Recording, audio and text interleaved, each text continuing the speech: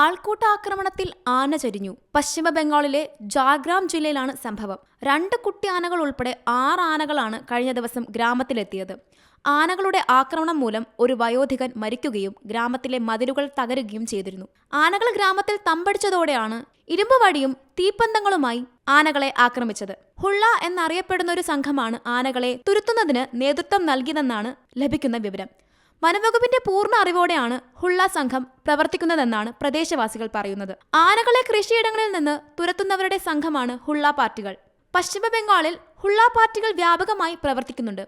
മുൻപും സംഘത്തിന്റെ ഇത്തരം ഇടപെടൽ മൂലം തീപ്പന്തം ഉപയോഗിച്ച് ആനകളെ വിരട്ടി ഓടിക്കുന്ന നടപടി സുപ്രീം കോടതി നിരോധിച്ചിരുന്നു. ആക്ടിവിസ്റ്റുകൾ നൽകിയ പൊതുതാൽപര്യ ഹർജിയെ തുടർന്ന് 2018 നിരോധനം ഏർപ്പെടുത്തിയത്.